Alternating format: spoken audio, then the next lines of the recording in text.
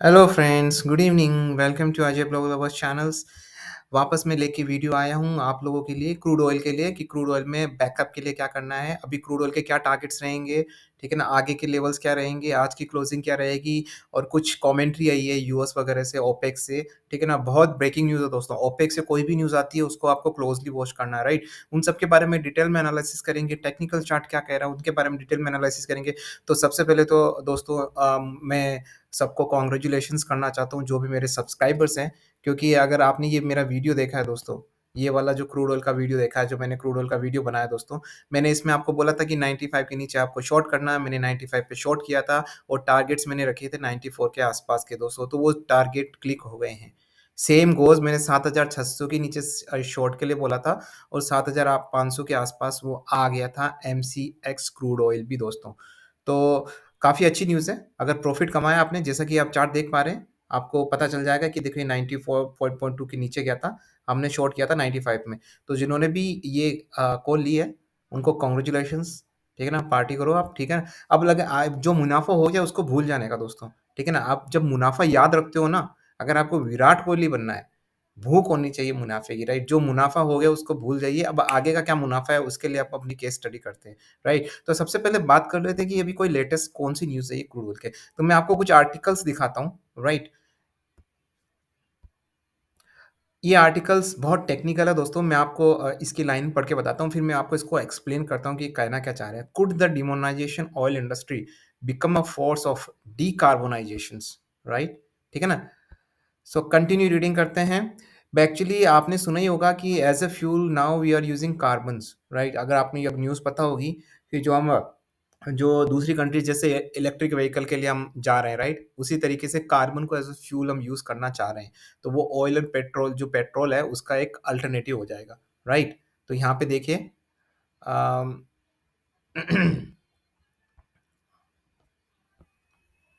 ये मैं आपको लाइन पढ़ के बताता हूँ। ही barely mentioned the Houston based oil company network, saying that he had a read executive for made by the same expression came from, it's really sound like यश भाग है। Okay, so basically ये लोग कहना चाह रहे हैं कि जो अगर आप कार्बन वाला यूज़ करते हो, ठीक है ना, डीकार्बोनाइजेशन मतलब ठीक है ना, उससे कुछ ऑयल इंडस्ट्री पे कुछ फ़र्क पड़ेगा, नहीं पड़ेगा, राइट? रियली कोई इम्पैक्ट होगा, क्योंकि जैसे इलेक्ट्रिक व्हीकल है, इलेक्ट्रिक व्हीकल का मुझे लग रहा है कि क्रेज़ यूरोप में बहुत ज़्यादा हो गया है। इंडिया में तो अभी फ़ोकस में आया ही नहीं इतना, ठीक है ना? हालाँकि हमने इनिशिएटिव लिया है हमारी गवर्नमेंट ने, लेकिन इतनी सक्सेस नहीं मिली क्योंकि इसकी प्राइसेज़ काफ़ी हाई रहती है और सब्सिडी देने के बाद भी वो हम लोगों की पॉकेट फ्रेंडली नहीं है। तो एक आम आदमी नॉर्मल कार खरीदने के लिए ही लोन लेता है, लेकिन इतने सारे टैक्सेस पे करने के बाद जब उसकी पॉकेट में कुछ बचता है, तो वो कार लेता है और उसमें भी इलेक्ट्रिक व्हीकल में इतनी महँगी कारें हैं कि आम आदमी के लिए पॉसिबल नहीं है दोस्तों। तो अब जो ये दूसरा मेथड है, और जबकि इलेक्ट्रिक व्हीकल यूरोप में बन गए, लेकिन फिर भी वहाँ क्रूड ऑयल की ज़रूरत रहती है, क्योंकि क्रूड ऑयल के दोस्तों बहुत ज़्यादा कंज़म्पशन है। कोई अभी ऐसा बेस्ट अल्टरनेटिव ऑप्शन नहीं आया। कार्बन फ्यूल वाला आया है, लेकिन अब वो कितना सक्सेस होगा उसी पे ये कमेंट्री आई है, राइट? ठीक है ना? तो इस कमेंट्री से मुझे लगता नहीं कि कोई ज़्यादा फ़र्क पड़ेगा, ये सिर्फ़ नॉर्मल कमेंट्री है, लेकिन जो मेन न्यूज़ है ये दोस्तों, वो है ये वाली न्यूज़। जी हाँ, दिल थाम के बैठ लीजिए, ये वाली न्यूज़ आपको डिटेल में पढ़नी है। 25 तारीख है आज और आज ये आई है 9:47 पे। इसको आपको ढंग से पढ़नी है, ठीक है ना? कभी-कभी क्या होता है जब न्यूज़ आती है, उसके सेंटिमेंट इमीडिएटली इफ़ेक्ट नहीं होते होंगे। आपने देखा होगा कोई भी न्यूज़ आती है, लेकिन उसका इफ़ेक्ट धीरे-धीरे जब मार्केट स्टार्ट होता है, मिड सेशन में जाता है, तब उसके इफ़ेक्ट्स हमको दिखने लगते हैं, राइट? ठीक है ना? तो अब इसको मैं पढ़ के बता देता हूँ कि आपको केस स्टडी क्या है ये। Oil market await new OPEC plus agreement. The Saudi oil minister prime Abdul Jabbar bin Salman shook oil markets on Monday with comments to Bloomberg News. He written comments which are somewhat psychic can be found in their entirely on the Saudi State News Agency website.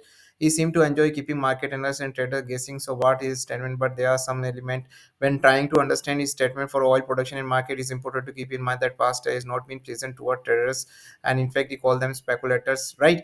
तो ये तो मैं आपको पहले भी बोलता जा रहा हूँ दोस्तों। मैंने बोला ना कि ये जो स्पेकुलेटर्स होते हैं, मैंने आपको काफ़ी सारे वीडियोज़ में बोला है। देखिए, मतलब कितना ढंग का एनालिसिस है मेरा यार, गज़ब है, सही है। मतलब मैं ढंग पे मतलब एकदम सही रास्ते पे जा रहा हूँ। ये मैंने आपको पहले भी बोले दोस्तों। अगर आपको याद हो तो मैंने बोला था ये स्पेकुलेशंस करते हैं अरब कंट्रीज़ के और वही इन्होंने लिखा है and he knows for the speculations only. इसका काम ही यही है। So he is not a trader friendly, क्योंकि ये अगर सेंटिमेंट अगर देता रहेगा इस तरह के, तो ट्रेडिंग में कितना फ्लक्चुएशन होगा, राइट?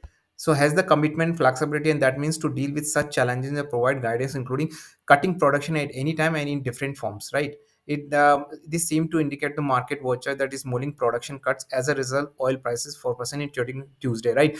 यहाँ दोस्तों क्लियरली बोला गया है, he is a totally a speculators, oil minister Prince, मैंने कहा ना ये स्पेकुलेशन ही करेंगे दोस्तों, क्योंकि इनका काम यही है। अगर इन्होंने स्पेकुलेशंस नहीं किया, चुपचाप बैठे रहे ना, तो इनका धंधा चौपट हो जाएगा।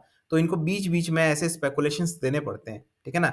तो मैं इनकी पॉलिटिकल जो इनका वो है, वो रहता है दोस्तों, उनको करना पड़ता है अपनी कंट्री के लिए। तो वो जो भी कर रहा है, ये सऊदी का जो मिनिस्टर है, ऑयल मिनिस्टर, वो अपनी कंट्री के लिए कर रहा है, क्योंकि उनके पास और कोई ऑप्शन नहीं है क्रूड ऑयल का, राइट? वही एक चीज़ है जिनकी वज़ह से उनकी कंट्री ग्रो कर रही है। There is no domestic market, nothing, manufacturing कुछ नहीं है। वो एक आपने अगर अरब कंट्रीज़ की अगर आपने कहानी सुनी होगी दोस्तों, अरब कंट्रीज़ में क्या है कि जो पहले अगर प आप 100 सालों पहले देखें ना अरब कंट्रीज़ में, तो लोग ऊँट पे जाते थे, रेगिस्तान में, राइट? और उनके पास कुछ नहीं था, उनको खेती करना तक नहीं आता था, ठीक है ना? एक दिन क्या हुआ, वो कुछ खोद रहे थे कुल्हाड़ी से और उनको कुछ चिकनी जैसी चीज़ लगी। उन्होंने गवर्नमेंट को बताया और गवर्नमेंट ने यूएस से कॉन्टैक्ट किया और यूएस ने बोला, "अरे जाइलो, यहाँ पे ऑयल है, यहाँ पे क्रूड ऑयल है", और वो रातों-रात अमीर हो गए, ठीक है ना? और उनको कुछ नहीं आता दोस्तों, ये डिस्क्लेमर है, ऐसा नहीं कि सबके लिए बोला, मतलब कुल मिला के उनका कोई मैन्युफैक्चरिंग नहीं है दोस्तों, किसी भी तरह का कोई मैन्युफैक्चरिंग नहीं है, राइट? तो ये एक चीज़ है, इसकी वजह से ये लोग पॉलिटिकली इस तरह के स्टेटमेंट देते हैं। तो इसका जो समरी है, हमारे क्रूड ऑयल के प्राइस पे क्या रहेगा वो मैं बता देता हूँ। उसका ये रहेगा कि इस पे नेगेटिव इम्पैक्ट पड़ेगा, मतलब शॉर्टर्स के लिए अच्छा है दोस्तों, ठीक है ना? तो मुझे अभी भी लग रहा है, देखिए वापस से डाउन जाएगा और अगर ये 93 के आस-पास भी आ गया, तो कोई क्या बोलते हैं हिंदी में वर्ड, अतिशयोक्ति नहीं होगी, मुझे कोई सरप्राइज़ नहीं होगा और ये डेफ़िनेटली 94 के नीचे जाएगा आज। आज जाएगा, कल जाएगा, ज़रूर जाएगा ये, ठीक है ना? तो हमने तो 95 पे बाय किया है, तो प्रॉफ़िट कमा रहे हैं, ठीक है ना? जिन्होंने भी पीछे होल्ड कर रखा है, मुझे लग रहा है उनको एसआईपी दोस्तों करनी पड़ेगी, इसमें कोई ऑप्शन नहीं दोस्तों। अब मुझे बताइए, ये सऊदी ऑयल मिनिस्टर एक दिन खड़ा होके बोले, हम यहाँ पे इतनी मेहनत से चार्ट देखे हैं दोस्तों, और ये एक दिन खड़ा होके कोई कमेंट्री दे दे, भाई साहब, तो अब हम क्या करें? तो बिना एसआईपी के दोस्तों क्रूड ऑयल में नहीं हो पाएगा। बहुत मुश्किल रहेगा क्रूड ऑयल में बिना एसआईपी के, पॉसिबल ही नहीं है, राइट? तो अब इसके टारगेट, एग्ज़ैक्ट टारगेट क्या रहेंगे मैं बताता हूँ आपको। एग्ज़ैक्ट टारगेट क्या रहेंगे, हम चार्ट देख के बताएँगे कि क्या टारगेट्स रहेंगे, राइट? ठीक है ना? तो वन डे का चार्ट देख लेते हैं। देखो वन डे का चार्ट दिख रहा है, काफ़ी डाउन दिख रहा है। 1 वीक का चार्ट देख लेते हैं। It's showing me down only, right? अगर ये, दोस्तों मैं एक बात बता देता हूँ, अगर ये वाला जो फ़ेज़ वाला है, राइट? 1 minute, okay. हाँ, ये दोस्तों जो ये वाला है, 1 मिनट 1 मंथ का चार्ट भी देख लेते हैं। देखिए बात करते-करते 94 पे आ गया है दोस्तों, राइट? तो 94.23, 94.27, okay, so that's quite interesting. So if it cross 93.75, it goes down, then immediately I think can be target 92.5 or something and all, right? Okay, so it's look very good for shorters, and I think we have to do shorting here and have to take a patience, because कोई news आती है ना sentimental, तो फिर से कुछ ना कुछ प्रॉब्लम हो सकती है आगे, राइट? लेकिन हमें अपने एनालिसिस पे जाना है दोस्तों। ये जो अब्दुल है, ऑयल मिनिस्टर, इसकी कमेंट्री पे ज़्यादा ध्यान नहीं देना, क्योंकि देखो हम सब एजुकेटेड है दोस्तों, आपको पता है कि ये कितनी कमेंट्री कर ले शॉर्ट टर्म में। जैसे हम बोलते हैं ना कि कोई फंडामेंटल स्टॉक्स है, उसमें किसी भी तरह की सेंटिमेंटल न्यूज़ आ जाएगी, ज़्यादा से ज़्यादा वो हेरा-फेरी कर लेंगे 1 महीने तक, राइट? मैनिपुलेशन कर लेंगे, लेकिन लॉन्ग टर्म में मैनिपुलेशन नहीं हो सकता। फंडामेंटल स्टॉक है, इसका मतलब वो लॉन्ग टर्म में जाना है। इसी तरीके से दोस्तों ये 1 या 2 दिन का ये कुछ कर सकता है, लेकिन हमारे टारगेट वही रहेंगे। ये कम्पीट नहीं कर पाएगा रशिया से, रशिया बहुत सस्ते में ऑयल बेचता है दोस्तों। सिर्फ़ रशिया ऑयल ही नहीं, सारी चीज़ें हैं, फर्टिलाइज़र, कोल, नेचुरल गैस, ये पूरा यूरोप क्यों नेचुरल गैस लेता था रशिया से? क्योंकि रशिया की जो प्राइसेज़ है वो इंडिया की प्राइसेज़ जैसे है। इतना चीप है, इंडिया और चाइना की जितने रेट में रशिया बेचता है।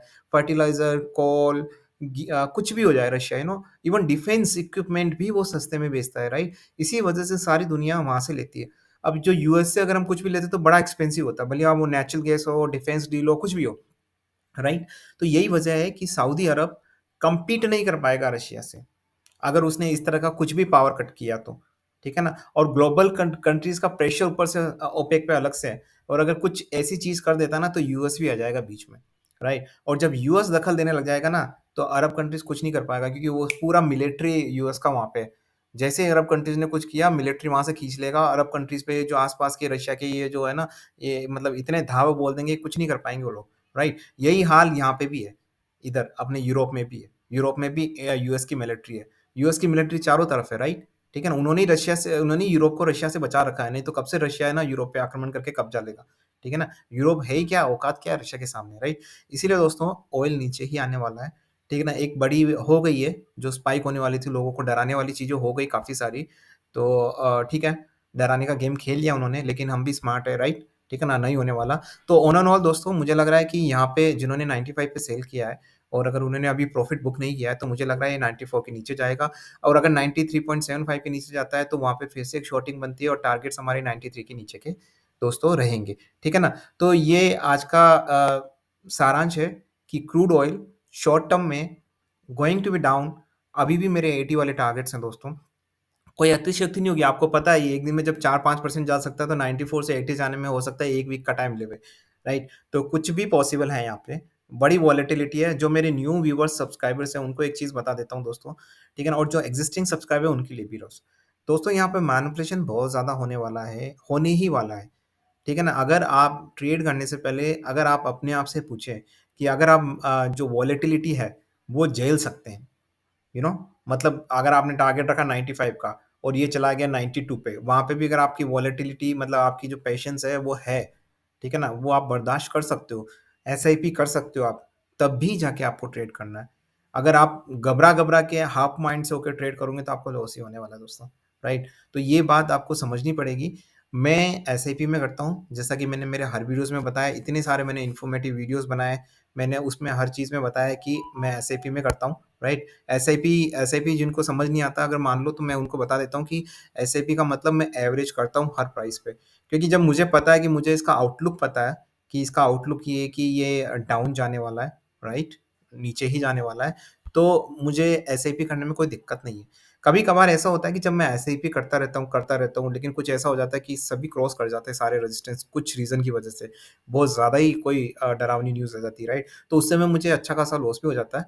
लेकिन ठीक है ना? तो लॉस कम होता है, प्रॉफ़िट ज़्यादा होता है। इतना एनालिसिस तो मुझे आता है, राइट? ठीक है ना? तो दोस्तों आपको भी एसआईपी में करना है। अगर आपके पास एसआईपी की capacity then well and good, नहीं है, तो पेशेंस आपको बहुत ज़्यादा रखना पड़ेगा क्योंकि ये बड़ा वोलेटाइल है, राइट? तो आप अपने आप से पूछिए कि आपकी लिमिटेशंस क्या है? अगर आप ये कर सकते हैं, तो करिए, नहीं तो मुझे लग रहा है कि आपको ये वेट एंड वॉच में रखना चाहिए। वेट एंड वॉच दोस्तों ये क्रूड ऑयल तो यही रहने वाला है। जब तक रशिया-यूक्रेन का वॉर रहेगा, ये यही रहेगा। पता नहीं आने हो सकता है, जहाँ तक मुझे पता है रशिया-यूक्रेन का वॉर सालों चलेगा। ये पूरा ईयर तो खत्म हो गई होगा रशिया यूक्रेन वॉर में, राइट? और हो सकता है कोई दूसरा क्राइसिस आ जाए, यू नो चाइना, ताइवान का कोई दूसरा क्राइसिस आ जाए, तो वो भी हो सकता है दोस्तों, राइट? तो दोस्तों आपको आपको देखिए बात करते-करते 93.86 पे आ गया है, तो मतलब मैंने तो प्रॉफिट बुक नहीं किया है। आपने अगर बुक कर लिया है तो करिए, मैं 93.75 का वेट कर रहा हूँ, मैं वहाँ पे अगर उससे नीचे जाता है तो मैं प्रॉफ़िट बुक नहीं करूँगा, 93 के आस-पास जाऊँगा। लेकिन मुझे देखो 93.78 पे आ गया, मुनाफ़ा, मुनाफ़ा, मुनाफ़ा, ऑनलाइन मुनाफ़ा, ठीक है ना? काफ़ी मुनाफ़ा हो रहा है दोस्तों, राइट? तो प्रॉफ़िट अगर जिनको सेफ प्रॉफ़िट बुक करना है वो यहाँ कर लीजिए, उनको अच्छा खासा प्रॉफ़िट हो गया है, ठीक है ना? फिर हम 93.75 पे जैसे ही नीचे आएगा फिर से हमको शॉर्ट करना है। लेकिन पैशेंस रखना है दोस्तों, इसको ऊपर जाने में आप देख ही रहे हो, इसके ये देखिए, ये जो मैं वन डे का ही बता देता हूँ, ये क्या है? राइट? ठीक है ना दोस्तों? तो इसलिए आपके ऊपर है, आपको जैसे 1% का प्रॉफ़िट मिलता है, अगर आपको सेफ्टी रखनी है तो आप निकल जाइए, ठीक है ना? 93.87 93 पॉइंट ये मुझे लग रहा है 93.75 के नीचे जाएगा दोस्तों, ऐसा मुझे लग रहा है, ये मेरा एनालिसिस है, आप अपनी सेफ्टी रखिए। आप एसआईपी में भी प्रॉफ़िट करते जाइए ना, प्रॉफ़िट भी आप एसआईपी में करिए। 93 पॉइंट जैसे आपने 95 पे गया था 93.8 पे सेल कर दीजिए। फिर से जैसे 93.75 पे था फिर से वहाँ से शॉर्ट कर लीजिए।